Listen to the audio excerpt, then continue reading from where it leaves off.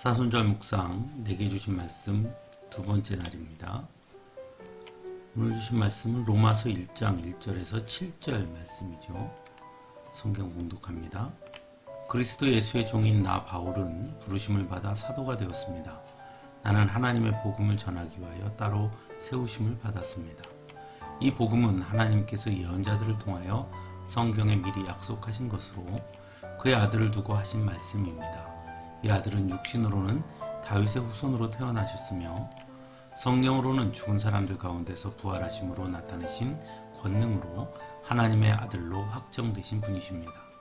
그는 곧 우리 주 예수 그리스도이십니다. 우리는 그를 통하여 은혜를 입어 사도의 직분을 받았습니다. 그것은 우리가 그 이름을 전하여 모든 민족이 믿고 순종하게 하려는 것입니다. 여러분도 그들 가운데 들어있어서 예수 그리스도의 부르심을 받은 사람이 되었습니다.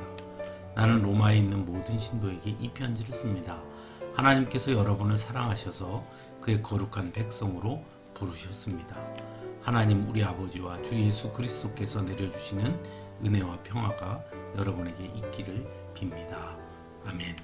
우리는 과연 누구일까요? 세상에서 누군가를 설명하는 가장 흔한 방식은 그가 가진 일을 통해서 그를 설명합니다.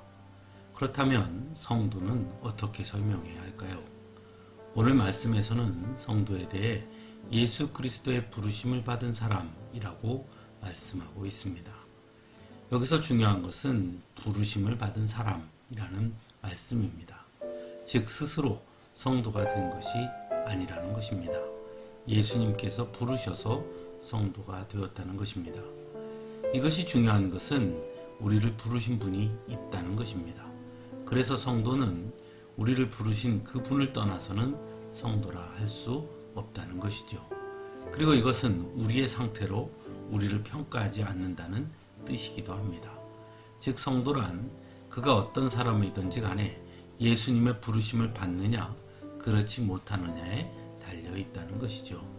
그래서 성도는 완전하거나 더 좋은 사람을 뜻하는 것은 아닙니다. 다만 우리를 불러주신 예수님께 감사하기에 그 부르심에 합당한 사람이 되기에 노력해야 한다는 것이죠. 그것을 우리는 성화라고 말하는 것이기도 합니다. 다시 말해서 성도는 불완전한 사람이 성도로 부르심을 받음으로 더욱 완전한 사람으로 나아가는 노력을 기울이는 사람이 되는 것이다 라고 말할 수 있습니다. 또한 우리를 부르신 분을 위한 사명이 있음을 뜻하는 것이기도 하죠. 그래서 성도는 모두 사명이 있는 사람들입니다. 자신에게 맡겨주신 사명이 무엇인지를 그래서 깨닫는 것이 중요하고 그것이 곧 성도로서의 삶의 시작이라고 할 수 있는 것입니다. 그래서 성도는 모든 일에 있어 성도로서의 정체성을 기억하며 살아야 하는 것입니다. 왜냐하면 바로 그 자리, 그 순간이 하나님께서 부르신 사명의 자리일 수 있기 때문이지요. 그래서 또한 언제나 최선을 다해야 하는 것이기도 합니다. 비록 세상적으로는 볼품없는 작은 일이라도 그것이 하나님께서 주신 사명일 수 있기 때문이니까요. 마지막으로 성도가 부르심을 받은 사람이라는 것은 우리는 결코 성도됨에 대해 스스로 자랑할 것이 없다는 것을 깨닫게 하기도 합니다. 그래서 성도는 언제나 성도로 불러주신 하나님께 감사해야 하는 것이죠. 왜냐하면 전적인 하나님의 은혜고 사랑이기 때문입니다.